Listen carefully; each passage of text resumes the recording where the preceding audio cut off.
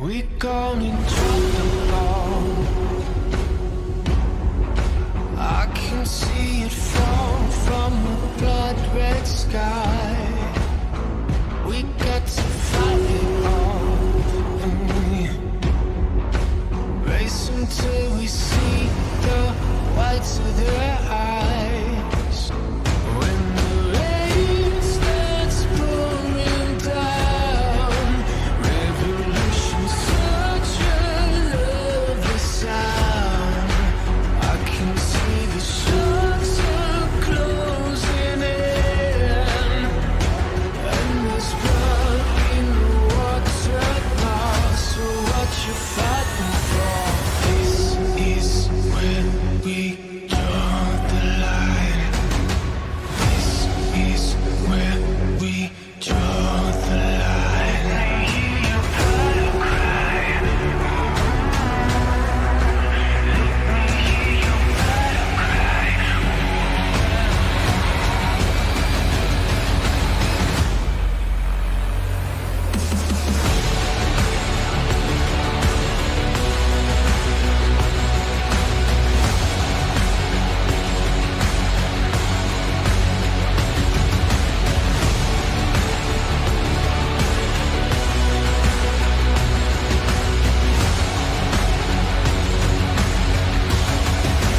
Let me hear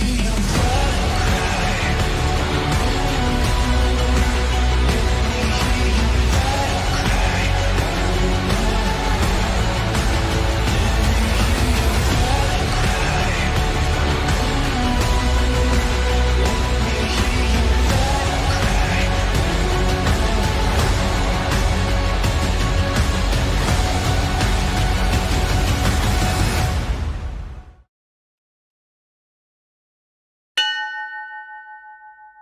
Oh, hi everyone, and welcome into Behind the Helm.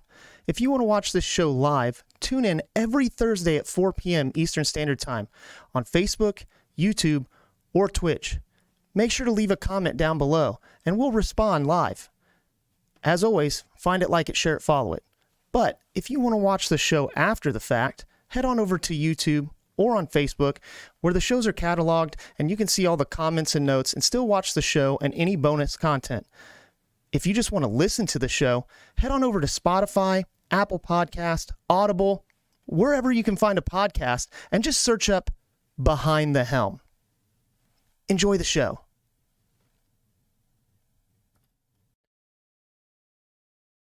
Oh man, you guys can hear me, but it looks like the camera is frozen. This is great. Oh no. Well, episode number 11. Boy, we are just starting out the day with some serious issues here. Hold on a minute. Let me see here. Can we... No. Awesome. Super, super awesome. All right, hold on. Everybody stick with me. This is the best part about doing it live. While we're waiting, and you're just staring at my frozen face, that's super fun. Just want to let you all know that I don't know what's going on with Facebook, but I've been having a lot of connection issues. I know we're still live on YouTube because I have it up, and it's working fine. And I am assuming that Twitch is working fine. Obviously, right now we're having video issues. That's my program, and I'm trying to fix that now. No.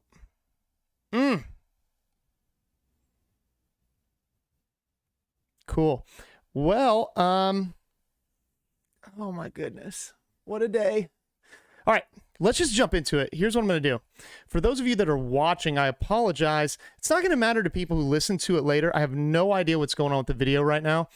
So what I'm going to do, let's see, do we want this graphic up? Let's go with the boat. Nope. Just realized I can't even do the graphics up because the mic's not on it. So, oh my goodness. All right, cool. Here's what we're going to do. I'm going to I'm going to pull something up video wise, I guess, so we can jump into this. Is fun. I've never had this happen before. This is great. Let's see. Quick, massive typing. Let's see. Da-da-da.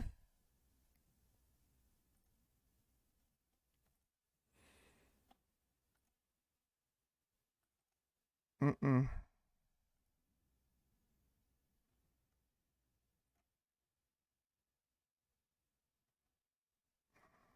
Hmm. Yep. All right. I know. A little bit of silence there. It's okay. I'm just trying to pull something up. So I'm gonna get into it. So what are we doing today? It is episode 11. You're here. It is currently March 21st, about 8 after the hour. I apologize. Having some interesting issues here with all kinds of things, and we'll talk about that in just a second. So we're going to do a question, just a Q&A, a question and answer, which is actually, it's all right that this is happening right now, and not like, I don't know, while we're doing an interview, because that would not be fun. Yeah, let's just do that. Let's pull up this image, and then you should still be able to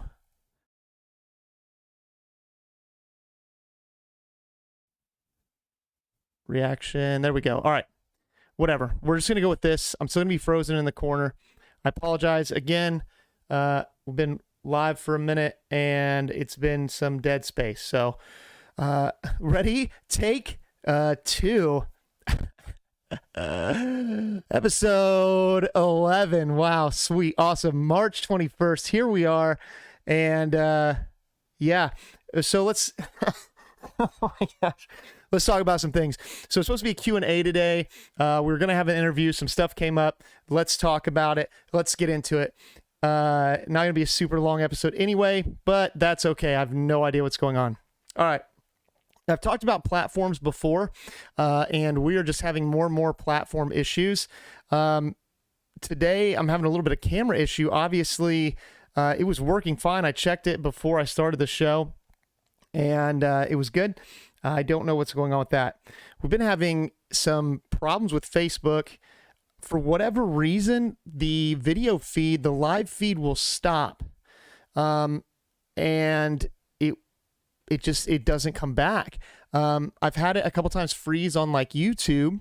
And I'll look at, I use Streamlabs for anybody who is curious as to what program it is that we use to go live. It's called Streamlabs. It's very well trusted. It works all the time.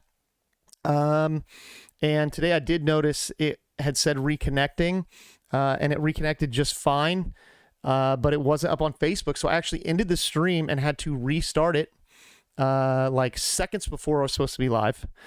And it worked. It came up. Except now it shows up twice on YouTube. You just have to look at the live one.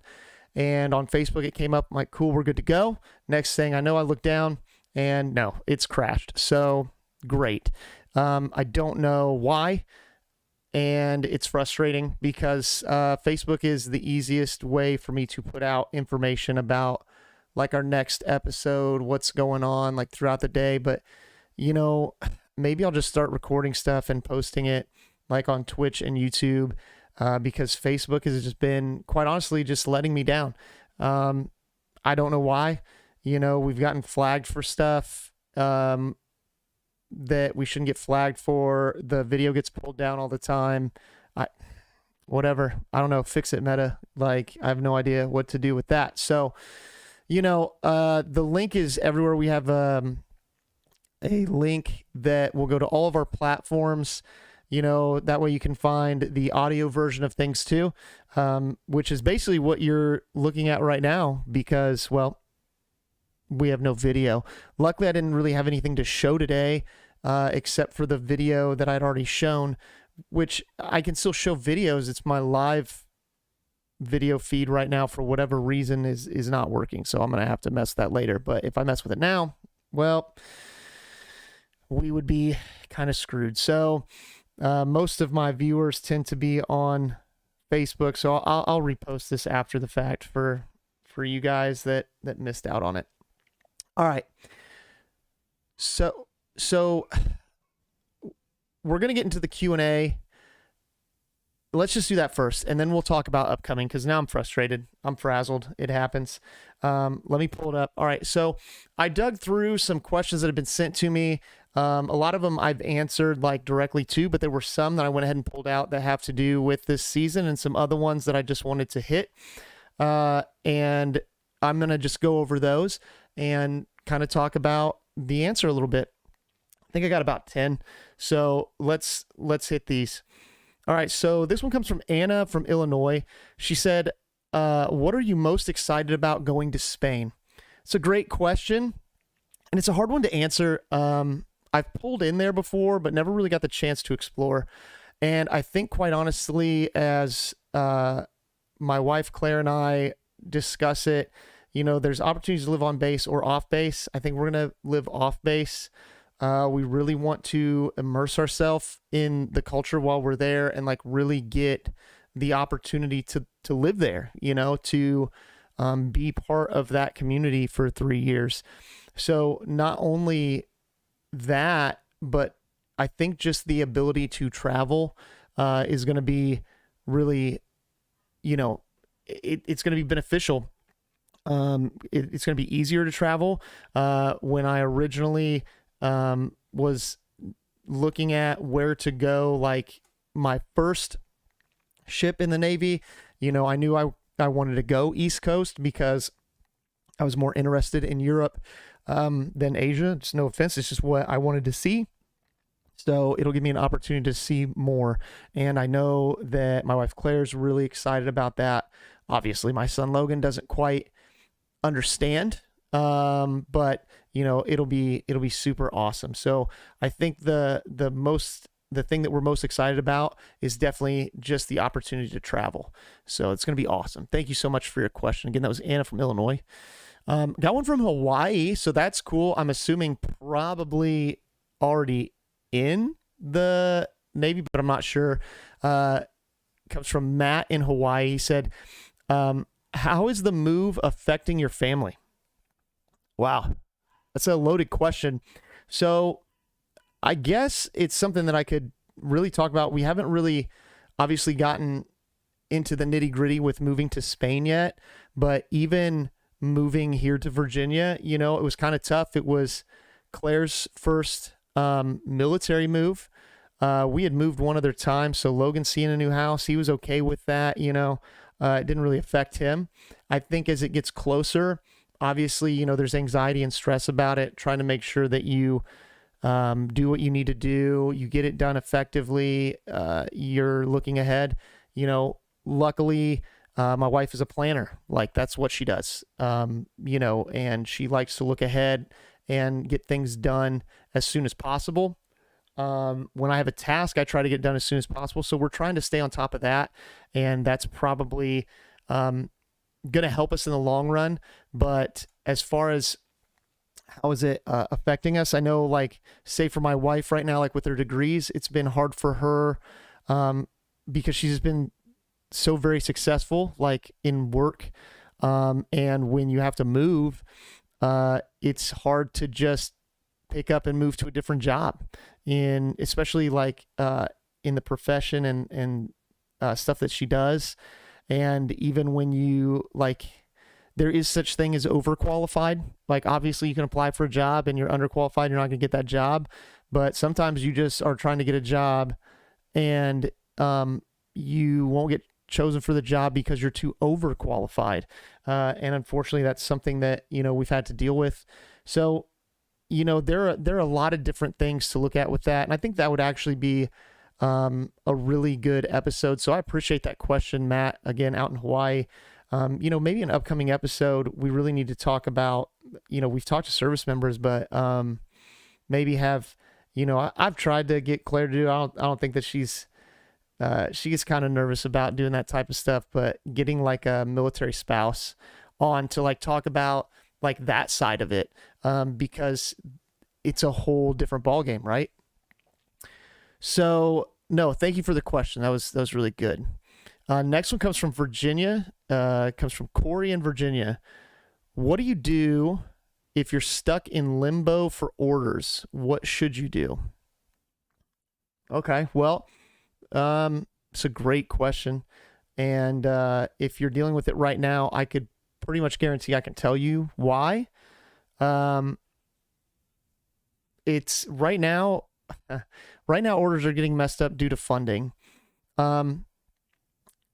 So there are avenues that you can take. Number one, the first thing that you need to do, and let's talk in general, right? Let's not talk about like right this second, but in general, you need to be watching My Navy Assignment. You need to be watching INSIPs, and for those in the Navy, know what I'm talking about.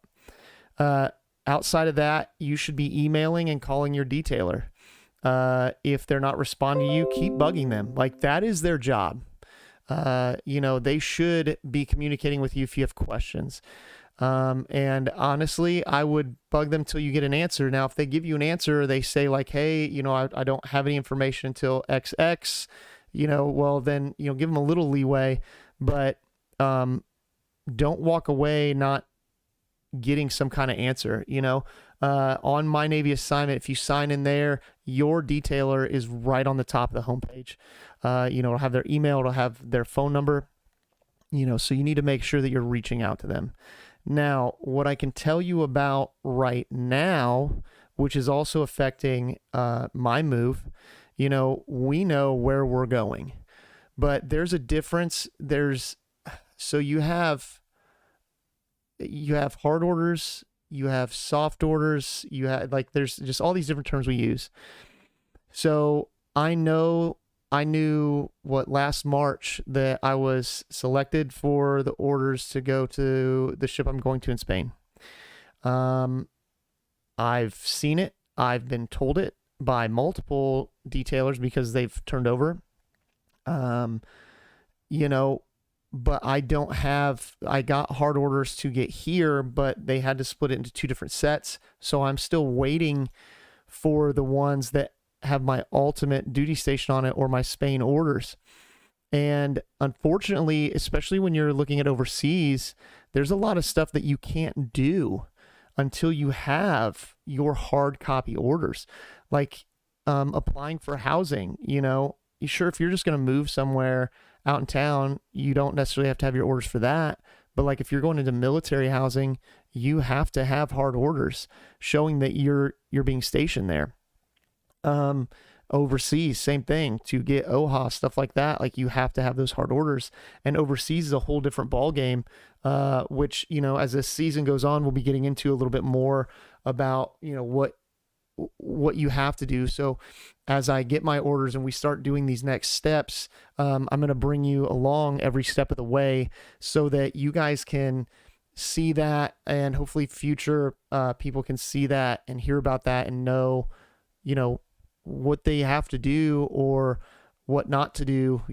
Hopefully I don't run into major mistakes or anything, but let it be a learning opportunity for everybody else. But if you're stuck in limbo, and I mean, this is it could be a loaded question. Like, are you asking how do you get your orders? That's what you can do. You need to be reaching out to your detailer. What do you do in the meantime? While you're waiting, you're probably on hold somewhere. Enjoy life is the best thing I can tell you. So, there were times in my career where I was on holds, and especially when you're a young sailor, you haven't been to a ship yet or whatever, like you want to get out, you joined for a reason, and like you want to get out and do your job, and you're ready to go do your job. You want to get to the fleet.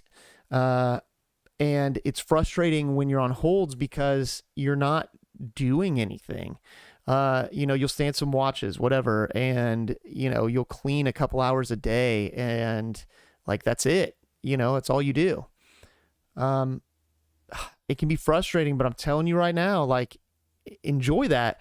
Like, I have to clean the same, we call it P-way or hallway every day for like an hour. Okay. Is that all you do? Yeah. And we get put on liberty, Wow. Guess what?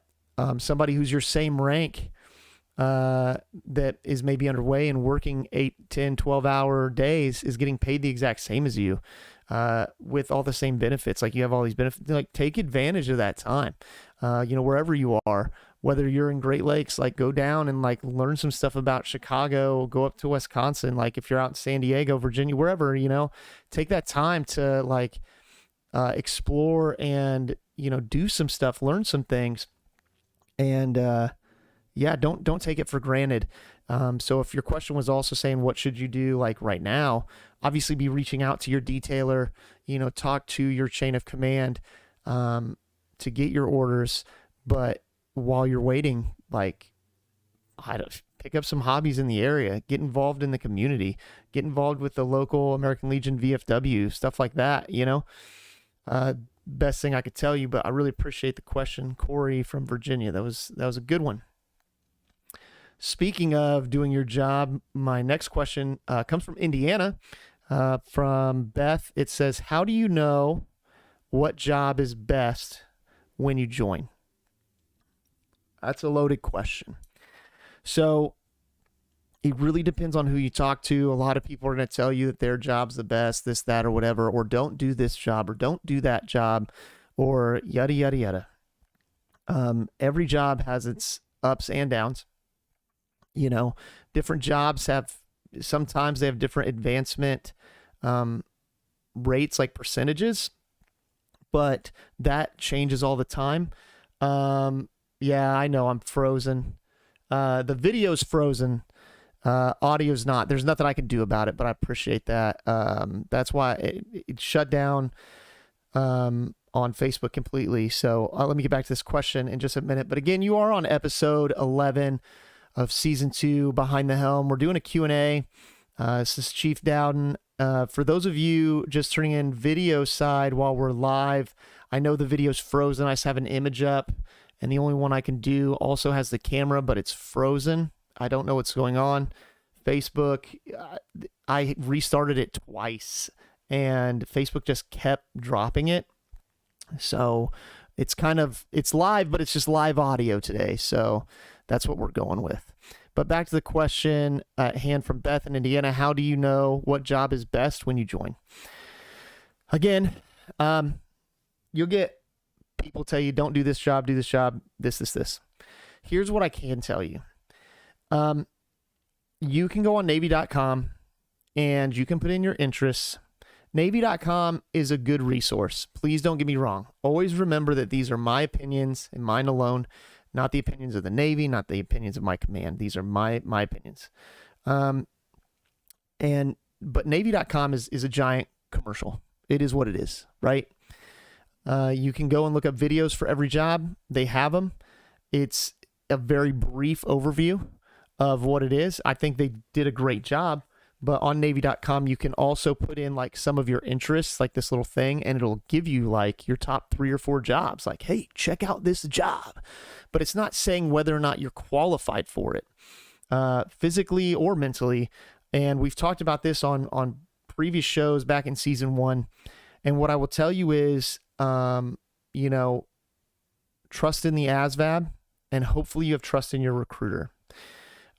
Yes, recruiters have certain goals, but if they're a good recruiter, they're really looking out for you and trying their best to get you in what is best for you. ASVAB is, again, an acronym that stands for Armed Services Vocational Aptitude Battery. So Armed Services is written for the military. Vocational, meaning job. Aptitude, meaning how your brain works. And battery, because a whole bunch of questions. It's 8 different sections. But the thing is, people are like, I've been asked before, what type of job can you get with a 52 ASVAB or a 36 ASVAB or an 87 ASVAB? I don't know. Because the thing is that ASVAB score, the AFQT score, only comes off of the math and the English. So if you've ever taken the ASVAB, you know that there's automotive on it, that there's mechanical knowledge on it. None of that goes into that score. It goes into the line scores. The line scores are how we look at and see what jobs you're qualified for and where you would best fit. So there was this big uproar, people making fun of stuff, this and that. Like when the Navy said, all right, if we're going to start enlisting people that have a 10 AFQT, a 10 ASVAB score. And people are like, oh man, like, they're getting real desperate. This. It wasn't that simple.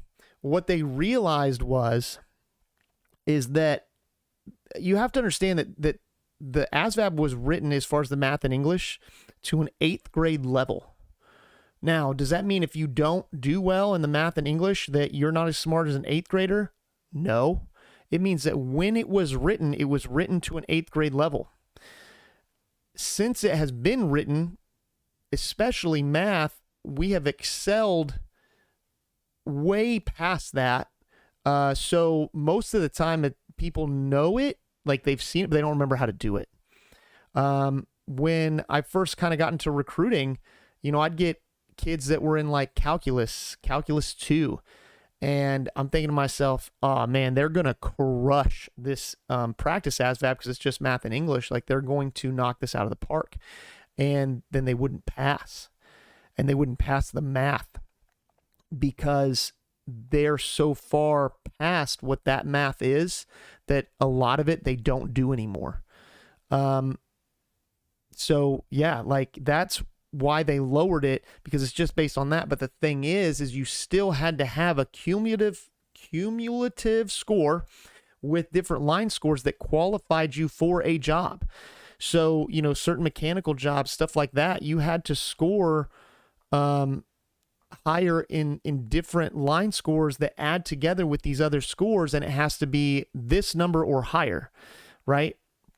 And the only person that could see that is recruiters could, but we weren't the end all be all because we also couldn't see what was available. But classifiers, they go to a whole different school. They have different resources where they can see that.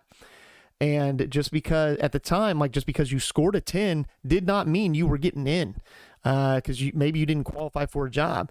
Anything 50 or higher was considered the upper mental group. But, I had guys and gals that scored over 50, but didn't do well in other line scores and just didn't qualify for a lot. So when people would ask me, should I study for the ASVAB? Most of the time I would tell them no, because it's an aptitude test.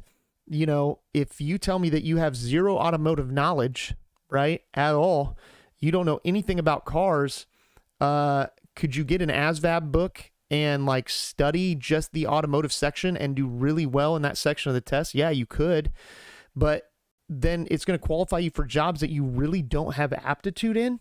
And realistically, as recruiters and classifiers, they're trying to put you in the top echelon of jobs that you qualify for because the human brain wants to be challenged. Like, we're not going to put you in a job that's way down on your list because you may not be challenged, and then you're not really in a career path. You're more just in a job that maybe you're going to hate after 3 or 4 years. So what I tell people is, if you want to study for the ASVAB, you want to get a book, you want to do practice tests. There's a lot of free stuff online. Definitely look over the math and the English, the word knowledge, the paragraph comprehension, and the math knowledge, arithmetic, reasoning. Yes, study those. That's fine. Absolutely. The other sections, general science, mechanical knowledge, automotive, if you want to look over it to kind of refresh yourself, see what type of questions, yeah, that's fine. But don't hardcore study it, because then really all you're defeating the test, right? You're defeating the aptitude portion of the test, and you're not getting qualified in the jobs that would actually best fit you based on what you know. So how do you know what job is best when you join?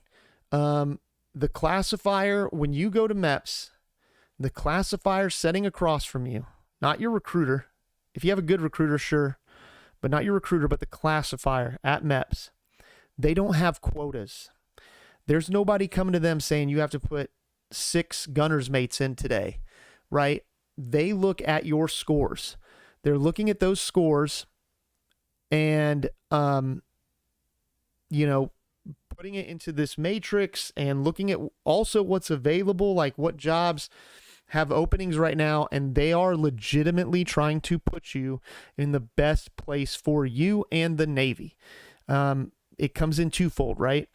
So, they don't want to put you in a job that you're super overqualified for, although, it's filling a spot for the Navy. If it's not going to challenge you and it's going to be something that's well below you, you're not going to enjoy it. It's not that you're going to struggle, but you're going to get to the point where you just don't, you're not going to work hard at it, right? So trust me when I tell you to trust in that classifier. They may give you a couple options. They may tell you, hey, this is the one job or whatever, and ask questions. They'll go over the job card with you. They'll be polite. But I've told people before, I had a guy call me once that said, hey, I'm in between CTT and IT. And he didn't know which to pick. Both are good jobs. I had a buddy that was my roommate for a while that was a CTT. And this young man he didn't know what to choose. He really wanted to go CTT. But when I asked him, the IT job at the time had a $10,000 bonus.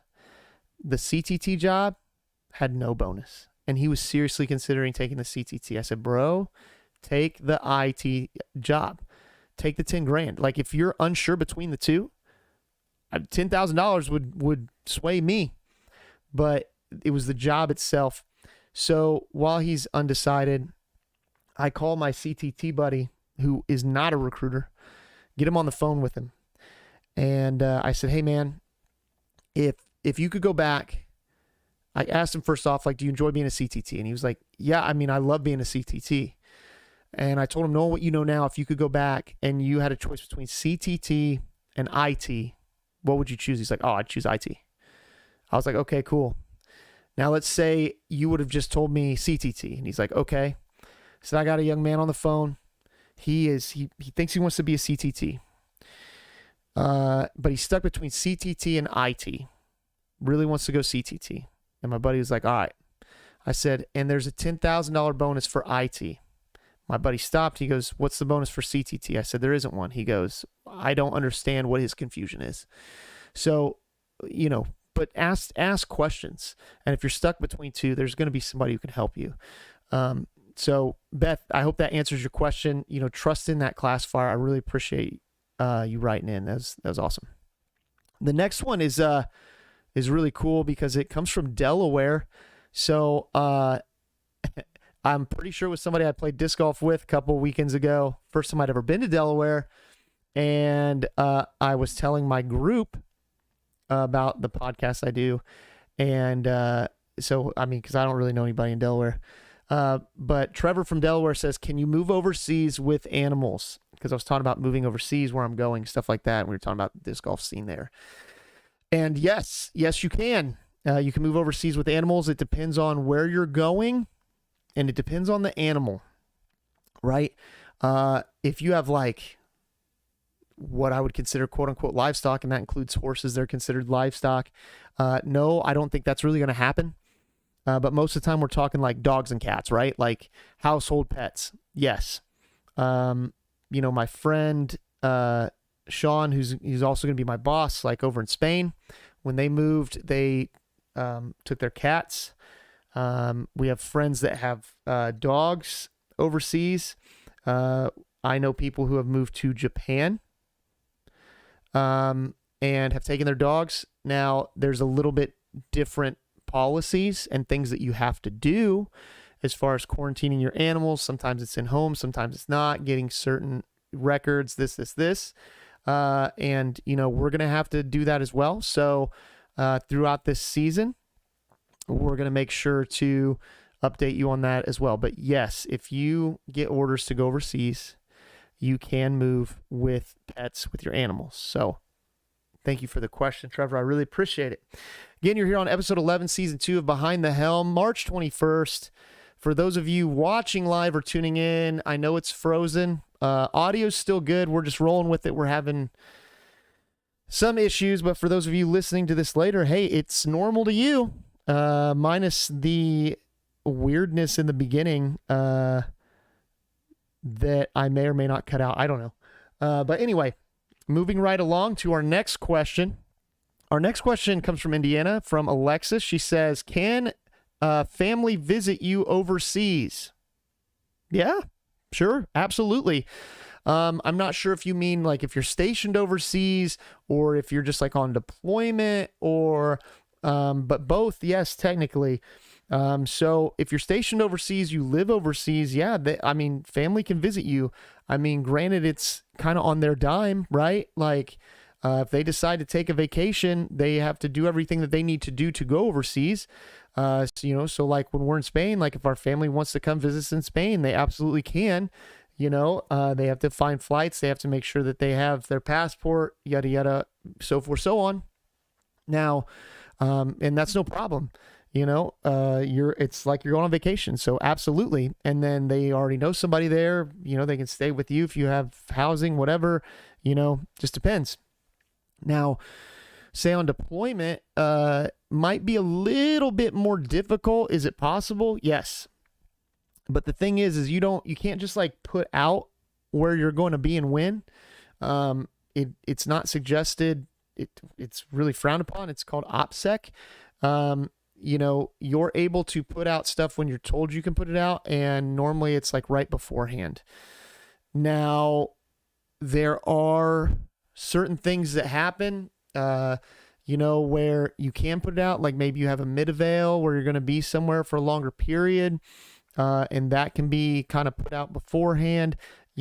Always talk to your chain of command about it. Like, hey, I know we're going on this deployment and we're going to be pulling into export. Is it okay for me to put that out to my family? It'd be one of those things that you have to put out probably more in person, for traveling purposes, but it is possible. It is something that you can do. So yes, your family can visit you overseas. It's a good question. Thank you for that one. All right, there's two more, and then I guess we'll cut this a little short, but I do have a couple other things to talk about. One of them's loaded. It's a loaded question, so I'll do that one last. But I do have one that's anonymous. So somebody anonymously sent me this. Obviously, I don't want their name known or where they're from. Real talk. If you live somewhere where marijuana is legal and you use it, and then in all caps it says legally, can you join? Great question. Yes, you can. However, you have to be clean. Here's the thing. You live somewhere where it's legal. That's by state. It is still not federally legal. And this is a federal job. So if you live in a state where it's legal in the state and you are using it legally, that's fine. You can still join. However, on the paperwork, you have to state that you've used it, when you've used it, how often, yada, yada. And then you have to be able to pass a urinalysis, a whiz quiz, a PP test. You have to be able to pass one in order to join. If you fail it, you can't join for a set amount of time. It used to be you couldn't join at all. But then with the things that, it becoming legal in different states, they've kind of changed that where you just have to wait and you have to test again. And these things. So you would have to stop using it, even if it is legal. You have to stop using it and be able to pass a urinalysis, and then you do have to list it on your paperwork, which, you didn't do anything illegal. So it's just that it's not federally legal. Great example. Here in Virginia, it's legal, but it's still not federally legal. So I'm in a state where it's legal, but I'm a federal employee, so I definitely can't use it because I'm still in. But what about living on the base? Like, what about, say, dependents, right? Or whatever, can your spouses use it if you're living in a state where it's legal? Yeah, in the state. But like my situation, I live on base. Once you cross the blue line, and when we say the blue line, if you ever pay attention, outside of a military base, there is a blue line painted on the ground at the gates that says property of the United States government. As soon as you cross that blue line, you're on government property. So no, you can't bring it on base. You can't use it on base. You can get in trouble for that. So it's, can your dependents, civilians, if you're in a state where it's legal, use it? Yes. Can you use it on a military base? No, you cannot. All right. So, hopefully that answers your question. You can still join, but you're going to have to quit, and then you're going to have to get clean and then not use it. Right. And, that goes just a little caveat to that for other things, like, let's say, smoking cigarettes, drinking alcohol, things that are legal, completely legal, even legal in the military. When you're in boot camp, you're not going to be able to smoke or drink. So, you might want to wean off anyway. And I will tell you that every medical appointment you have in the Navy anyway, you put whether or not you still smoke. And, they ask you they always ask you, are you interested in quitting?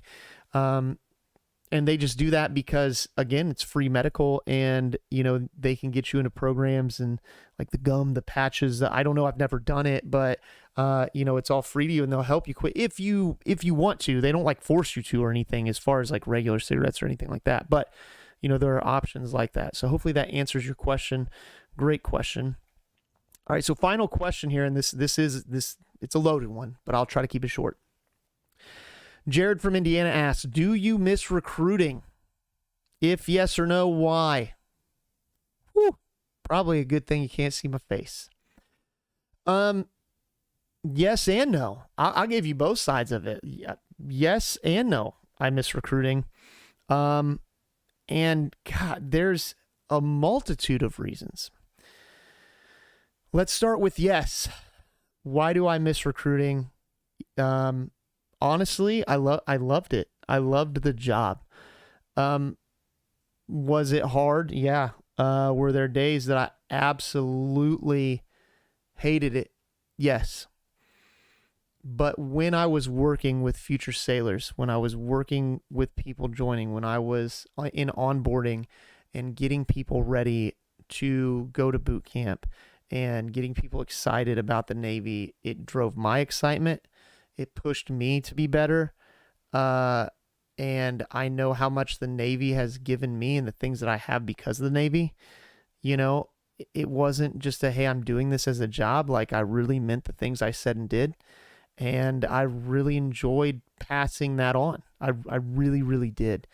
I also really enjoyed the sales aspect of it. And what I mean by that is like selling somebody the Navy, like seeing it when they realized what I was telling them was the truth. And it was a smart choice. You don't win all battles. You can't always get people to believe in what you believe in. And sometimes you just have to understand that, and that's fine, but I really, really did enjoy the job.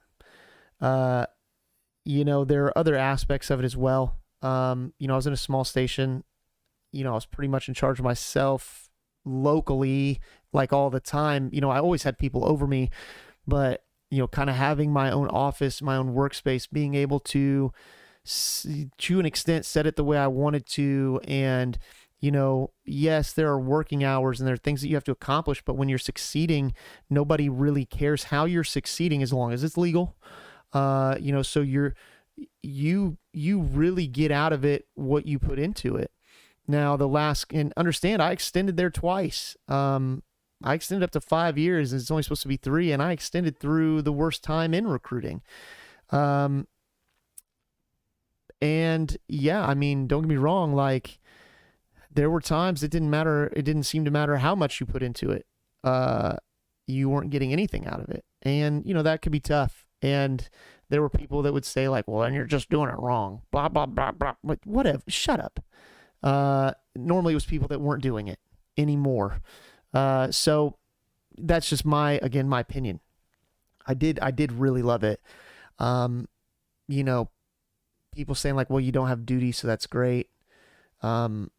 Yes and no, because regardless of saying like, well, you don't work the weekends, Monday through Friday, nah, BS. I worked on Saturdays. I worked on Sundays, not forced. Like it wasn't like I was like, yes, we had some forced Saturdays here and there, but I worked late days, early days, Sundays, getting people down to MEPS, had a big area. So sometimes, just picking somebody up, doing their final evaluation with them, getting them to the hotel, making sure they're good to go, yada, yada, yada. That could turn into a 6-8 hour day on a Sunday. On holidays, keeping in touch with my future sailors, like making sure they're good on holidays, stuff like that. Like it was all the time. I carried 2 phones all the time. And I had to be available if something came up. So it could be rough. What do I not miss about it? Probably just, it's stressful. I liked not knowing what every day brought, but at the same time, like right now, it's kind of nice knowing what I'm doing day to day, right? I get up, I go to school, I do school, I come home. Like that's it. You know what I mean? Like, I don't miss the bureaucracy of it. There was a lot, there's a lot of paperwork. I feel like there should be, but it was like ever changing, getting pushback from people above you or from other entities, or knowing things should be done one way and basically being told to shut up and color. If you weren't in the right position, it didn't necessarily matter. That could get really frustrating. Because you are dealing with a bunch of entities, different people, and you're also dealing with non-military people outside of within the organization. So going to schools, dealing with teachers, dealing with administration at schools, like things like that could become very frustrating because they see you one way and they don't understand military maybe, and maybe they're not going to give you the time of day. Like sometimes that could be really frustrating. So it's twofold. Yes, I miss it, and no, I don't. So, loaded question, but I really appreciate it. That was Jared from Indiana. So kind of a short Q&A. I didn't pull a lot because I knew it was going to be a little longer. I didn't know we were going to have the technical difficulties that we were having. I'm going to make sure to repost this on Facebook so that people on Facebook can at least go and watch it. For my audio listeners, it's going to be the same as normal. The beginning of it's going to seem a little weird. This is episode 11 of season 2, March 21st. Again, if there's anybody out there watching live, which I do see, I do have some viewers. I didn't have as many comments as I normally do because a lot of times it's coming from Facebook. So I apologize. It's all right. Let's get it out of the works now, because what we have coming up soon, hopefully we don't have this happen again. And let's talk about that. So originally, Petty Officer Levesque is back from deployment, had reached out to me, was going to be on the show. Due to the time difference and like work schedule stuff, it's kind of hard to do it live. So we were going to record prior to today, and unfortunately it just didn't work out. And then he had a late night watch, some stuff happened. He wasn't like going to be able to record yesterday. So that's why there was the pivot. We went to the Q&A. However, Petty Officer Levesque and myself are going to get together and we're going to record an episode for you guys. Now, I will still play it live. I will still be there live, manning the station, so that I can, shout out, answer any questions, whatever. But basically, Petty Officer Levesque and myself are going to get together. It's going to come out in 2 weeks. And we're going to talk about work life underway. So 2 weeks from today, that would be April 4th. It'll be our first episode in April.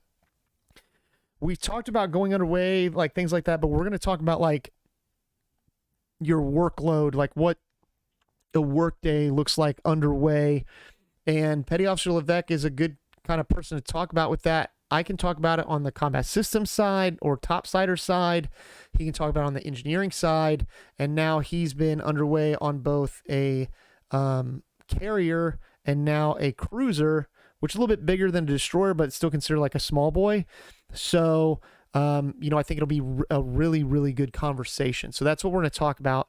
Again, we're still keeping it 2 weeks at a time, just due to, content, making sure that I have valid content to put out to you guys.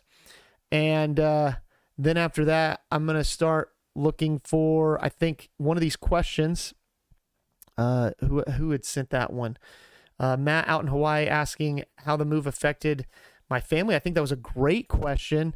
I'm going to try to get a military spouse or two to kind of talk about moves. And I think that would, be very beneficial for everybody. And then maybe hopefully by then I'll have, my hard orders so we can start moving forward with overseas type activities, and we can, continue on with season 2 and give you guys that information. So again, I just want to say thank you to everybody. I know the difficulties have been kind of weird, being frozen today. I know the audio's still working, so that's good. And honestly, I'm going to get off here because my wife, Claire, just got home from Tennessee. She went and visited family for a vacation. I know she's waiting for me to be done patiently downstairs with the dogs so that they're not going crazy. So I'm going to get off here and see her. And again, 2 weeks from today, we'll have Petty Officer Levesque on. We'll talk about underway. And for those of you who are on Facebook, I apologize. I'm just going to repost the audio version of this so that you can check it out. So until next time, I literally just held up my hand like I'm waving at the camera, even though it's frozen. Oh my gosh. I will tell you, anybody who likes to watch live, because a lot of times the video, we might have bonus content, stuff like that. Look, if you're on Facebook, the link is at the top of our Facebook page that goes to all of our stuff. You don't have to have an account to watch on YouTube. I would just tell you to start watching on YouTube or Twitch. I think I can swear one time, but Facebook's just really starting to piss me off. I don't know what the technical difficulties are, and it's annoying, and I can't stop the live feed and keep restarting it because of Facebook, because then it jacks up everything and starts showing multiple places, especially when I've already shared it. So 2 weeks from today, we will be live. I guarantee you that. It will be on YouTube. It will be on Twitch. I'll put it up on Facebook. Whether it stays or not, I don't know, but we'll see. So until next time, guys, thank you so very much. If you have any other questions that you want answered, always feel free to send them. I'll either message you directly or we'll get those questions answered for you. So thank you, guys. Have a good one.